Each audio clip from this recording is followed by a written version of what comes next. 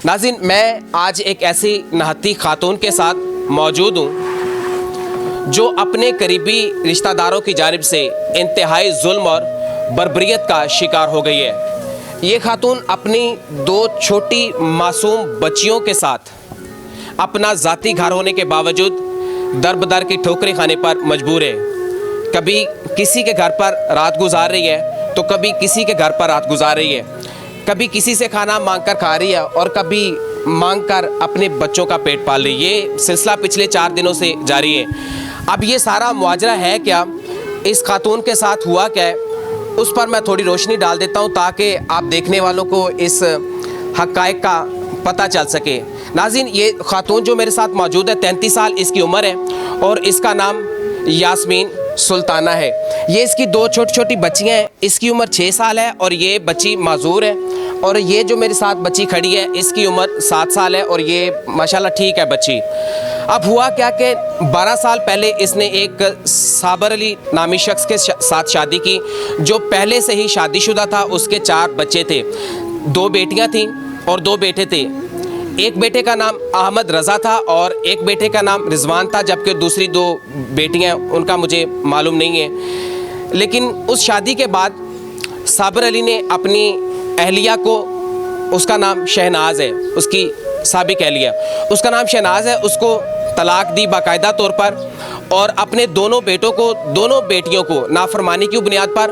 और मेरे पास एक डॉक्यूमेंट्स मौजूद है, अखबार का वो डॉक्यूमेंट है, उसमें मैं आपको विंडो स्क्रीन में दिखाने की कोशिश करूंगा कि उस बुनियाद पर उसने अपनी पूरी फैमिली को अपनी जायदाद से, अपने घर से बेदखल कर दिया और घर से आग कर दिया। और उसके बाद ये जो यास्मीन खातून है इसके साथ उसने शादी की और उसी से ये इसकी 2 बेटियाँ हैं। अब ये खातून कायदाबाद लायकाबाद एक इलाका है कायदाबाद लांडी का, वहाँ की रहायशी है और वहाँ पर इनकी 4 मंजिला बिल्डिंग है और उस 4 मंजिला बिल्डिंग में कम से कम वेश को 30 के करीब फ्लैट हैं जो कि सारे के सारे किराए पर हैं। अब हुआ क्या कि जब उस साबर अली नामी शख्स ने अपनी साबिक अहलिया को तलाक दी, अपने बच्चों को और बेटियों को घर से बेदखल कर दिया और इनका तनाज़ा शुरू हो गया उस बिल्डिंग की बुनियाद पर, जायदाद की बुनियाद पर। उस पर पहले भी साबर अली पर कत्ल की कोशिश की जाती रही, कातलाना हमला किए जाते रहे। अब ये मैं नहीं कह रहा, ये मेरे पास ये डॉक्यूमेंट्स हैं और इसमें एक अखबार है, उस पर उसने ये इतला दी हुई है कि मेरे बच्चे अहमद रज़ा और रिजवान और उसकी साबिक अहलिया वो मुझे कत्ल करने की कोशिश कर रहे हैं, मेरे ऊपर एक बार कातलाना हमला भी कर चुके हैं और मुझे इनसे अपनी जानी व माली तौर पर तहफ़्फ़ुज़ात हैं, मुझे खदशात है कि ये मुझे कत्ल कर देंगे। और ऐसा ही हुआ। ये गुज़श्ता माह पिछले 28 अप्रैल को, 28 अप्रैल बताएं आप, 28 अप्रैल को साबर अली अपने गांव में वापस जाता है और वहां पर उसका जो बेटा है अहमद रज़ा उसको कत्ल कर देता है। कत्ल करने के बाद वो मफरूर हो जाता है, जबकि रिजवान और साबिर अली की जो साबिक अहलिया हैं शहनाज, वो और ये खातून वे उसी 3 मंजिला बिल्डिंग में इकट्ठी रहाइश पज़ीर थी। और इनके मुताबिक इनका ये कहना है कि मुझ पर ये पहले भी कई बार इस तरह के कातलाना हमला कर चुके हैं और मुझे फोर्स करते रहे हैं कि आप दूसरी शादी कर लो, यहाँ से चली जाएं। हालांकि अभी इनके खामद को मरे हुए, इनकी खामद को वफ़ात को कोई 1 माह से ज़्यादा वक्त नहीं हुआ तकरीबन। इसके बावजूद उन्होंने पिछले 4 दिन पहले मुसल्ला तौर पर, जिनका ये बता रही हैं कि रिजवान साबर अली की, इनके खामद की साबिक अहलिया शहनाज और उसकी बेटी राबिया और उसमें एक और ये नाम बता रही थी मीर हसन बलोच नामी शख्स है कोई, इन्होंने मुशावरती तौर पर इसके फ्लैट पर दावा बोला, इसके घर ज़बरदस्ती दाखिल हो गए और इसके छोटे छोटे बच्चों को शदीद तशद्दुद का निशाना बनाया, इस पर तशद्दुद किया, इसके कपड़े फाड़े। फिर इन्होंने 15 पर कॉल की, 15 वहाँ पर आई और उन्होंने रिजवान को गिरफ़्तार किया। शालतीफ टाउन पुलिस ने उन मुल्ज़मान के ख़िलाफ़ मुकदमा दर्ज कर दिया, रिजवान को गिरफ़्तार कर लिया, जबकि दीगर मुल्ज़मान जो है वो फ़रार हो गए। अब उस दिन से लेकर अब तक हम इस मामले को मुसलसल रिपोर्ट कर रहे हैं। मैं सिर्फ रिपोर्ट नहीं कर रहा, मेरे दीगर भी जो हमारे भाई हैं, साफ़ी भाई हैं, दीगर चैनल से उनका ताल्लुक़ है, वो इस मामले को मुसलसल रिपोर्ट कर रहे हैं। इसके साथ इंतहाई जुल्म हुआ है, इसके साथ ज़्यादती हो रही है, ये निहत्ती है। इसकी छोटी छोटी बच्चियां जो हैं ये उस बिल्डिंग पे की हकदार हैं। इनको घर से बेदखल कर दिया गया और उस दिन से, जिस दिन से इनको बेदखल किया गया, तब से हम इस मामले को मुसलसल रिपोर्ट कर रहे हैं और हम बता रहे हैं कि इसके साथ ज़्यादती हो रही है, इसके साथ नाइंसाफ़ी हो रही है। ये अपने छोटे छोटे बच्चों को, मासूम बच्चियों को लेकर दरबदर की ठोकरें खाने पर मजबूर है। इन बच्चियों के पास पीने के लिए दूध के पैसे नहीं हैं, इस माँ के पास अपने बच्चों को पालने के लिए पैसे नहीं हैं, इसके पास कोई ज़रिया आमदनी है कि ये अपने बच्चों को खाना खिला सकें। तो ये मामला हम रिपोर्ट कर रहे हैं और ये पिछले 4 दिनों से पुलिस से, आला हुकाम से अपने जानी तोहफ़्फ़ का मुतालिबा कर रही है कि मुझे जानी तौर पर मुझे ख़तरा है कि ये लोग मुझे कत्ल कर देंगे और मुझे इनसे ख़तरा है, मुझे तहफ़्फ़ुज़ फ़राहम किया जाए। लेकिन अभी तक पुलिस की जानिब से या दीगर आला हुकाम की जानिब से हमें कोई इस तरह की रिपोर्ट या इन्फॉर्मेशन सामने नहीं आई या इनके साथ रब्ता किया गया हो कि वो इनके साथ रब्ता करें, इनको तसल्ली दें, इनकी दादरसी के लिए दीगर मुल्ज़मान को गिरफ़्तार करें और इनको बाकायदा तौर पर जानी और माली तौर पर तोहफ़्फ़ुज़ दें। अब इनसे बात करेंगे।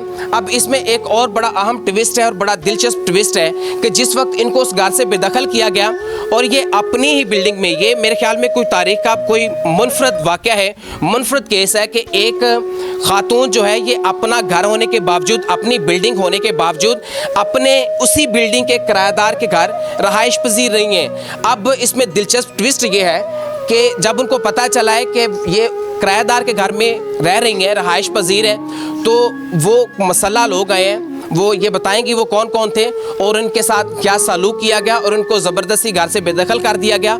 और ना सिर्फ बेदखल किया गया बल्कि इनकी वहाँ पर जो प्रॉपर्टी थी, इनका जो वहाँ पर सामान था, उसको जब्त कर लिया गया। ये जो खातून मेरे साथ बैठी है ये इनकी बेसिकली किराएदार है। तो अब मैं चूँकि ये उस तरह नहीं बता सकती, उस तरह बोल नहीं सकती, क्योंकि हम पिछले 4 दिनों से इनके मामले को रिपोर्ट करने की कोशिश कर रहे हैं और हमारे पास तमाम तरह हक़ाइक़ मौजूद हैं और ये कोई कहने की बात नहीं है, ये डॉक्यूमेंट्स मौजूद हैं।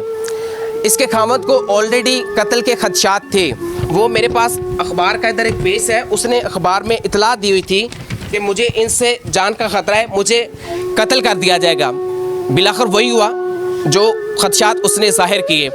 अब कत्ल उसको पंजाब में एक ज़िला उकाड़ा है, वहाँ पर कत्ल किया गया, उसका मुकदमा भी उकाड़ा में दर्ज है। अब मज़ीद इनसे बात करेंगे। अस्सलाम वालेकुम। वालेकुम अस्सलाम। बताएं आपके साथ मामला शुरू कहाँ से हुआ? ये पिछले 13 साल से आप फेस करती आ रही हैं और पिछले 13 सालों से आपके साथ ये सारा मामला कैसे चलता रहा, कैसे देखती आ रही हैं आप? ऐसा हुआ कि मेरे शौहर ने मुझसे शादी की दूसरी, और इस तरह फिर जो है कि ना शहनाज बीबी हमारी ज़िंदगी में ज़हर घोलने की कोशिश की और दरारें डाल दी। और उसके बाद जो है कि उनके पर फिर केस किया हमने शहनाज बीबी पे कि ये फिर धमकियां दे रही थी मेरे शौहर को और मुझे भी, मेरे बच्चों को। कौन धमकियां दे रहा था? शहनाज बीबी और राबिया, मारिया। ये मारिया और राबिया कौन है? मारिया राबिया की छोटी बहन, अहमद रज़ा, रिजवान, इन सब ने मेरे शौहर को धमकियां दी, फ़ोन पे भी, सामने आके भी पत्थरों की बरसाव की हमारे दरवाज़े पे। और जो है कि ना इसलिए फिर हमने केस किया। फिर तो वो केस अभी तक वहाँ कोर्ट में इनके ख़िलाफ़ अभी तक है, वहाँ मौजूद है। चूँकि उसके बाद फिर दोबारा जब मेरे शौहर की डेथ हो गई 26 तारीख को, यहाँ से वो गए, कराची से पंजाब गए, तो शहनाज बीबी ने अपने बेटे अहमद रज़ा को कहा कि तुम्हारे अब्बू जा रहे हैं, पंजाब रवाना हो चुके। तो ये आगे मेरे शौहर आगे डब्बे पे बैठे थे, वही पीछे डब्बे पे अहमद रज़ा था और शहनाज ने ही अपने बेटे को किराया दिया था, टिकट करवा के फ़ौरन रवाना किया। कहा कि अपने अब्बू को तुम कत्ल कर दो, जान से मार दो। तो वो वहाँ जाके अहमद रज़ा ने मेरे शौहर का कत्ल कर दिया। और उसके बाद फिर मैं वहाँ गई तो मुझे मेरे देवरों ने तीजे के बाद मुझे पंजाब से रवाना कर दिया। कहा कि तुम अपने वहाँ घर जाओ, हम तुम्हारे जो भी ये सारे मसले मसाइल जो कत्ल के बारे में जो भी, हम सब खुद अपना आप हैंडल करेंगे सारे मसले। तो मैं वहाँ से आई हूँ और उसके आने के बाद रिजवान ने, राबिया, शहनाज, तीनों ने मिलके मुझे मारना शुरू किया कमरे में नीचे जहाँ मैं रहती थी अपने शौहर के साथ। कहा कि जो भी पेपर है कहाँ रखे हैं, वो साबिर अली ने वो हमें सारे पेपर डॉक्यूमेंट सारे रखो। तो मैं नहीं देने लगी तो फिर उन्होंने छुरी रख दी मेरे आगे। फिर मैं मजबूर हो गई क्योंकि मेरे बच्चों को फिर ऐसा ना हो कि कहीं मार ना दे, मुझे भी मारेंगे तो मेरे पीछे बच्चियाँ रुल जाएंगी। इसलिए फिर मैंने सारे पेपर वो दे दिए अपनी जान बचाने के लिए अपने बच्चियों को। वो लेने के बाद फिर मुझे कहा कि तुम नीचे नहीं रहोगी, हमारे साथ ऊपर रहोगी, जहाँ मैं रहूँगी उधर। मुझे कब्ज़े में रखा, मुझे ना आने देते थे, ना बाहर जाने देते थे, ना मेरी बहन के घर जाने देते। तो मुझे तशद्दुद करना शुरू किया, इस तरह आहिस्ता आहिस्ता मारपीट शुरू की। ना खाने को देते थे, पानी पीने को भी नहीं देते थे। यहाँ तक कि फिर मैं किराएदारों के पास वहाँ जाती थी खाना खाने, वो मुझे किराएदारी सपोर्ट करते रहे उन्होंने मुझे। और उसके बाद फिर कहा कि तुम यहाँ से चली जाओ। फिर इस तरह फिर एक हफ्ता क्लियर करें, एक चीज़ क्लियर करें। 1-2 हफ्ते के बाद फिर हमें धक्के मार के निकाल दिया और रिजवान ने फिर अंदर घुस के मेरे ऊपर मार पीट करना शुरू की। वो उसके बाद फिर मैंने वहाँ एफआईआर दर्ज करवाई रिजवान के ख़िलाफ़। अच्छा, ये बताएं कि जिस वक्त आप पर मारपीट हुई है, जिस वक्त आपको ज़बरदस्ती घर से बेदखल किया गया, उस वक्त कौन कौन लोग आप पर मुसल्लत हुए? किन लोगों ने आप पर तशद्दुद किया? किन लोगों ने आपकी बेटियों पर तशद्दुद किया? राबिया और मीर हसन ने, और जो है कि शहनाज बीबी, रिजवान, इन तीनों ने मिल के मुझे मीर हसन कौन है? मीर हसन राबिया का शोहर है, बलोच है वो। अच्छा, तो मीर हसन बलोच है? जी। अच्छा, एक चीज़ समझाएं मुझे। आप बता रही हैं कि आपके शोहर को कत्ल किया गया पंजाब में। आप क्या समझते हैं कि आपके खामद को अहमद रज़ा ने कत्ल किया या और लोग भी मुलव्विस हैं इस सारे वाक़े के पीछे? अहमद रज़ा के अलावा मारिया है, राबिया, शहनाज बीबी और रिजवान, मीर हसन, तो ये सारे मुनव्विस है। तो आप ये समझते हैं कि उनकी मशावरत से इनको कत्ल किया गया था? उनकी मशावरत से उनको कत्ल किया गया है। तो अब मैं चाहती हूँ कि जो कि अभी ये लोग गिरफ्तार हैं सारे? अभी एक गिरफ्तार है जो कि रिजवान। तो मैं चाहती हूँ कि मारिया और शहनाज बीबी को और मीर हसन को, इनको भी गिरफ़्तार किया जाए, ताकि मैं ये कि मेरी जान को भी ख़तरा है इनसे, सबसे ऐसा ना हो कि ये मुझे भी मार दे जिस तरह मेरे शोहर को कत्ल किया गया है। तो अब जो केस जो वहाँ पंजाब में कत्ल का चल रहा है मेरे शोहर का, तो मैं चाहती हूँ कि वो केस यहाँ कराची में आए और इधर ला के वो केस को हैंडल किया जाए, ताकि मैं चाहती हूँ कि मेरे शोहर को इंसाफ मिले। और ये जो खुलेआम फिर रहे हैं राबिया, मीर हसन और शहनाज बीबी, जो 3 अफराद है जो बाहर फिर रहे हैं, मुझे मारने की धमकियाँ भी दे रहे। और मैं अब चाहती हूँ कि जान मेरी आपको लगता है कि ये लोग आपको भी कत्ल कर देंगे? जी, मुझे लगता है, क्योंकि पहले भी मेरे शोहर को कत्ल की धमकियाँ भी देते थे ये। तो अब यह है कि फिर ऐसा ना हो कि ये मुझे भी ना मारे, तो मुझे अपनी जान को ख़तरा है। एक चीज़ और क्लियर करें, ये डॉक्यूमेंट्स बता रहे हैं और आपका भी यही बताना है कि जो आपके मकतूल साबिर अली हैं, आपके शोहर थे, उनकी साबिर कह लिया शहनाज को 9 साल पहले तलाक दे दी गई थी। अब आप दोनों एक ही बिल्डिंग में इकट्ठी रह रही हैं, वो इस बिल्डिंग में कैसे दाखिल हुए? उन्हें ये तकाज़ा किया, मेरे शोहर से कहा कि मैं इधर बिल्डिंग में आना चाहती हूँ। तो फिर मेरे शोहर ने और मैंने मिलके हमने फ़ैसला किया कि चलो उनको एक खुदा तरसी करके एक कमरा दिया जाए। तो इसलिए फिर कमरा हमने उनको दे दिया। तो उसके बाद जो है कि फिर ये देने के बाद फिर लड़ाई झगड़े शुरू किए। आपके शोहर का उधर आना जाना था? आना जाना तो था नहीं, ये खुद बुलाती थी मेरे शोहर को। आते जाते थे? आना जाना नहीं था, मेरे शोहर को खुद बुलाती थी। अच्छा। कहती थी कि मेरे बच्चों की आपने रहम किया, तरस खा के हमने उनको जगह दी। ठीक है। तो अच्छा, उसके बाद जब आपको घर से बेदखल कर दिया गया है और अब आप कैसे गुजारा कर रही हैं? कहाँ रात गुजारती हैं? कहाँ बच्चों का दूध और कहाँ इनके पेट का कैसे आप गुजारा कर रही हैं? कोई पता नहीं है, कभी इधर कभी इधर, इस तरह से मेरा गुजारा हो रहा है। रोडों पे कभी यहाँ, कभी फलाना किसी के पास रात गुजार रही, कभी उधर कभी इधर, ऐसे धक्के खा रही हूँ। कब तक मैं धक्के खाऊंगी? बच्चों का दूध कहाँ से पूरा कर रही हैं? यही है कि लोग दे रहे हैं मुझे, खुदा तरसी करके रहम करके मेरे ऊपर रहम नाजिल कर रहे हैं। वो उनकी मेहरबानी है जो मुझे कर रहे हैं। और जो ये मेरी बहन बनी हुई है, उन्होंने भी मुझे काफ़ी सपोर्ट किया, बहुत ख्याल किया। तो अब जो है कि मैं कब तक इस तरह से रोड पे रहूँगी। ठीक है, मैं ठीक है।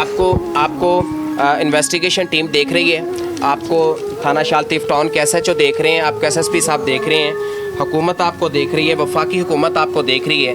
अब आप क्या कह रही हैं, मुतालबात क्या हैं आपके? मैं ये चाहती हूँ कि देखो जिस तरह से तो वो बिल्डिंग में अपने बैठे में रह रहे सुकून से, लेकिन सुकून तो मेरा तो बिल्कुल भी नहीं है। बाहर में जिस तरह गुजार रही हो ये मेरा दिल जानता है, जिस तरह मेरे बच्चे धक्के खा रहे हैं, मैं भी। तो अब मैं चाहती हूँ कि जो बच्चों का हक़ है कानूनी तौर पे वो मिला जाए, ताकि उनकी अच्छी परवरिश, अच्छी तालीम कर सकूं, उनको अच्छे मुकाम तक पहुंचा सकूं। ठीक है, बहुत शुक्रिया। हमारे साथ वो किराएदार भी मौजूद हैं। बाजी आप खड़ी हो जाएं और मुझे बताएं कि उस रात क्या हुआ था, आपने देखा जो वो क्या मुआजरा हुआ था, किस तरह से इनको घर से बेदखल किया गया। इनके बच्चों पर ये बता रही हैं कि तशद्दुद हुआ है, तो इनके बच्चों पर तशद्दुद हुआ नहीं हुआ, इनको किस तरह से बेदखल किया गया, और फिर वो जो FIR का अंदराज हुआ वो किस तरह से हुआ? इस तरह हुआ, रात को तकरीबन 10 बजे हो रहे थे, 9 हो रहे थे। मैं फ्रिज में से पानी पीने के लिए निकली, फ्रिज में से मैंने बोतल निकाली, ऊपर से इनकी चीखें पड़ गई। तो ये छोटी बच्ची रोते हुए मेरे पास आई, कहती है शायदा खाला जितनी आपने मम्मा की सपोर्ट की है, ऊपर मम्मा को मार रहे हैं बंदे, उनके हाथों में छुरियाँ भी हैं। तो मैंने कहा अच्छा ये बात है, आप चलो मैं ऊपर आ रही हूँ।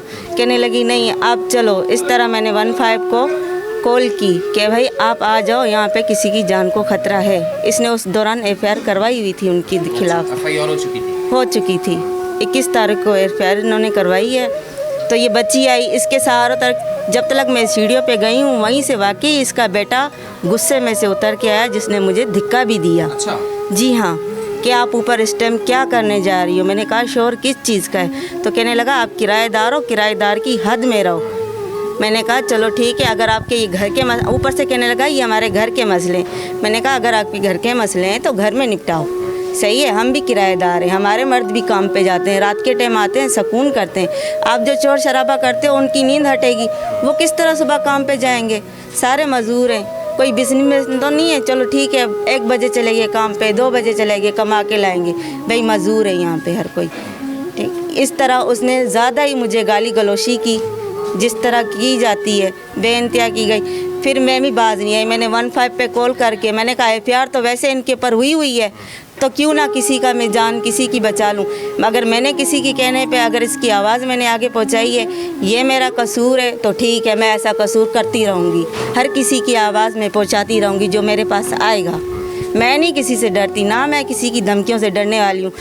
मैं अपने सिंध जो वज़ीर आला हैं सईद कायम अली शाह, उनको कहती हूँ अगर ये बोल दे अवाम आवाज़ नहीं उठाए तो अवाम कोई भी आवाज़ नहीं उठाएगी।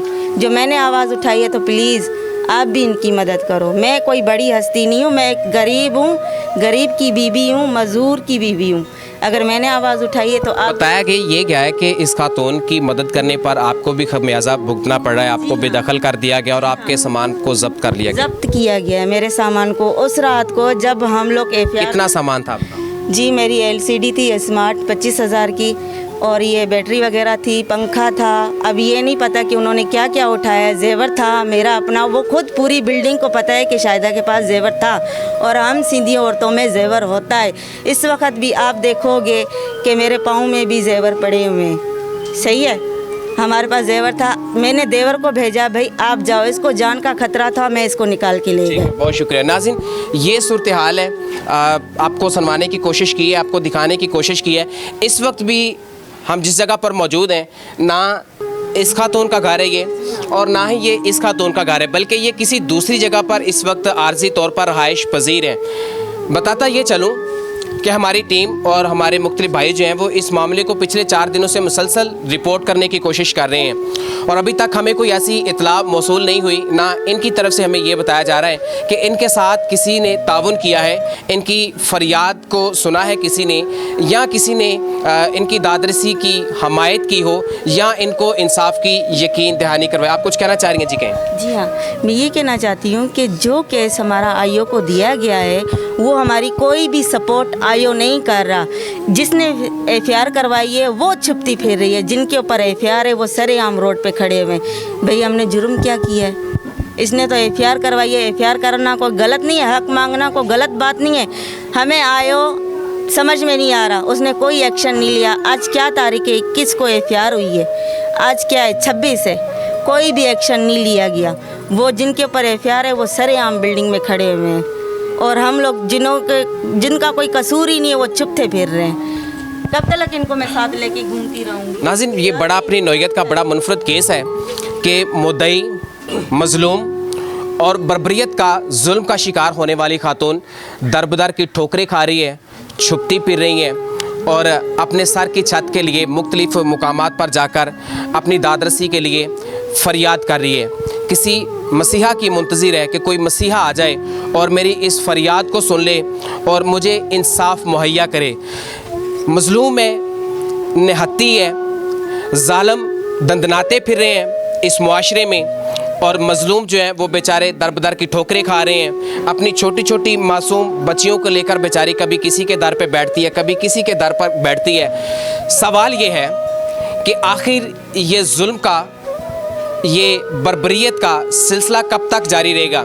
हकायक आप तक पहुंचाने की कोशिश की है, ये उसकी कापियाँ मेरे साथ मौजूद हैं। शहनाज बीबी वो तलाक याफ्ता है, बच्चे जो हैं वो जायदाद से और घर से बेदखल हैं, उसके बाप ने किया हुआ है। इसके बावजूद जो वक़ुआ उसके साथ हुआ, उसने भी ये खदशा लाहक किया कि मुझे जान से मारने की धमकियां दी जा रही हैं और मुझे कत्ल कर दिया जाएगा, मुझे जानो माल का तहफ़्फ़ुज़ फराहम किया जाए। वही सिचुएशन, वही वाक़या एक बार फिर दोबारा रूनमा होने जा रहा है उसी सूरत में और उसकी मौजूदा बीवी के साथ। अब ये भी बार बार पिछले 4 दिनों से पुलिस से, इदारों से तहफ़्फ़ुज़ का मुतालिबा कर रही है, अपने हक़ का मुतालिबा कर रही है, और ये कोई नाजायज़ हक़ नहीं है जो ये मांग रही है। साबिर अली की बीवी है, मौजूदा बीवी है, ये उसकी बेटियां हैं, ये उस बिल्डिंग के, उसके जायदाद के हक़दार हैं। अब सवाल ये है कि इदारे क्यों नहीं इस चीज़ को सीरियस ले रहे, क्यों एक्शन नहीं ले रहे? इदारे उस वक्त होश में आएंगे जब इस नहत्ती खातून को, मजलूम खातून को दोबारा बर्बरियत का, जुल्म का शिकार होना पड़ेगा।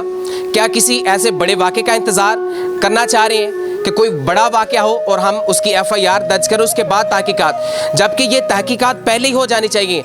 जब ये खातून अपने शोहर के कत्ल के मुल्ज़मान को नामज़द कर रही है, फरियाद कर रही है कि मेरे शोहर के कत्ल के एक मुल्ज़म नहीं है, 4 मुल्ज़म पीछे और हैं, उनकी मुसलसल गिरफ्तारी का मुतालिबा कर रही हैं, अपने शोहर के लिए इंसाफ की फ़रियाद कर रही है, अपने छोटी छोटी मासूम बच्चियों के लिए इंसाफ की फ़रियाद कर रही है। अब नाज़रीन, आपने फ़ैसला करना है कि इस खातून के साथ जो ज़्यादती हो रही है, जो जुल्म हो रहा है, जो बर्बरियत ढाई जा रही है, जो जुल्म और सितम के पहाड़ ढाए जा रहे हैं, और सितम ज़रीफ़ी ये है कि ये अपना घर होने के बावजूद ये बेचारी बेबसी की ज़िंदगी बसर करने पर मजबूर है। बेबसी की तस्वीर बन गई है, ये आपके सामने है, ये मैं नहीं कह रहा, ये डॉक्यूमेंट सारे सब कुछ बता रहे हैं, आपके सामने है। मैं कोशिश करता हूँ कि ये डॉक्यूमेंट्स आपको विंडो स्क्रीन में दिखाने की कोशिश करूँ ताकि हकायक आपके सामने आ सके। हुकूमत सिंध को सोचना चाहिए, हुकूमत पाकिस्तान को सोचना चाहिए, IG सिंध को सोचना चाहिए, SSP मलिर को सोचना चाहिए, इन्वेस्टिगेशन टीम को सोचना चाहिए जिनके पास अभी इनका मुकदमा ज़ेरे तफ्तीश है, कि वो जो इसमें मुलविस मुल्ज़मान हैं उनको गिरफ्तार करें। ऐसा ना हो कि अब इस खातून को किसी बड़ी कुर्बानी का सामना करना पड़ जाए, इसकी छोटी छोटी मासूम बच्चियां किसी बड़े हादसे का शिकार हो जाएं, इन बच्चियों के सर से माँ का साया जो है वो उठ जाए। तो खुदारा दरख्वास्त है, अपील है और पुरजोर अपील है कि हम मीडिया नुमाइंदगान मामलात को सिर्फ हाईलाइट कर सकते हैं, निशानदही कर सकते हैं और इनकी जो फरियाद है वो आप तक पहुंचा सकते हैं। हमारे पास कोई ऐसे इख्तियारात नहीं है कि हम ज़ाती तौर पर इनकी कोई कानूनी दादरसी कर सकें। कानूनी दादरसी करने के लिए कानूनी इदारे मौजूद हैं, तहफ़्फ़ुज़ फराहम करने वाले इदारे मौजूद हैं। खुदारा हमारे इस वक्त कम से कम को इस वक्त को 10 जर्नलिस्ट इस वक्त यहाँ पर मौजूद हैं और तमाम लोग इस बहन की, इस बेटी की फरियाद को आगे लेकर आएंगे और हम सब इसकी दादरसी के लिए इसकी हमायत का बाकायदा तौर पर ऐलान करते हैं हमें इस बहन के लिए, इस बेटी के लिए, नहत्ती बेटी के लिए जिस सतह तक जाना पड़ा हम जाएंगे और इन जालिमों का हम सामना करेंगे और इस बेटी का हक इसको दिलवाने की कोशिश करेंगे। हमारे पास एक मकामी रिपोर्टर आसिफ सिद्धू साहब भी मौजूद हैं, मैं उनसे बात करूंगा। वो पिछले 4 दिनों से इस मामले को देख रहे हैं और उन्होंने इस मामले को हाईलाइट करने की कोशिश की है, उनसे भी बात करेंगे। आसिफ भाई इधर अगर आप थोड़ा सा मुझे टाइम दें तो हम ये क्लियर करें कि हम अब इस मामले को आला सतह पर लेके जाएंगे, इनकी बाकायदा हमायत का ऐलान करते हैं। आसिफ साहब क्या कहेंगे, ये कब तक जुल्म और सितम का शिकार होती रहेगी? इदारे खामोश हैं, इदारे कोई एक्शन लेने के लिए तैयार नहीं है, क्या अब कोई फिर बड़ा हादसा होगा? इज़ाक साहब, जैसे कि आपने पहले अपनी सारे इन अल्फाजों की जो है आपने ज़िक्र किया है कि हम तो निशानदेही कर सकते हैं बाला अदारों से, बाला जो इख्तियार वाले हैं उन तक निशानदेही कर सकते हैं कि एक जुल्म पहले हो चुका है। इनके शोहर को जैसे कि कत्ल किया गया है, उसका वक़ुआ अभी मिटा नहीं है और वही जो प्रॉपर्टी है जो इसके शोहर की वो असबाब बन रही है इसके शोहर के कत्ल की, और अब जो वही लोग इसके भी दुश्मन बने हुए हैं। तो ऐसा ना हो कि ये सर पानी से गुजर जाए। एक ज़िंदगी पहले जो है कत्ल की सूरत में कब्र में जा चुकी है, अब ये 2 बच्चियों के साथ हर जगह पे दाद फरियाद कर रही है, तो हमारा फ़र्ज़ बनता है कि हम इसकी दाद फरियाद जो है ऊपर तक पहुँचाएँ। हम निशानदेही इस चीज़ की कर रहे हैं, बाला अफसरान तक भी इसकी आवाज़ पहुँचाने की कोशिश करेंगे ताकि इसको इंसाफ मिले। ऐसा ना हो कि ये अपने शोहर की तरह ये भी इस दुनिया से मिट जाए। तो ये ऐसा कुछ होने से पहले हमारा फ़र्ज़ बनता है कि हम इसकी निशानदेही करें और ईवान तक और बाला अफसरान तक इसकी आवाज़ बने और इसकी निशानदेही करें कि इसकी ज़िंदगी बच पाए और ये अपने बच्चों के सर पे जो है कायम और दायम रहे और अपने बच्चों की परवरिश कर सके और इसको अपना हक मिले। बहुत शुक्रिया आसिफ साहब, आप हमारे साथ मौजूद थे।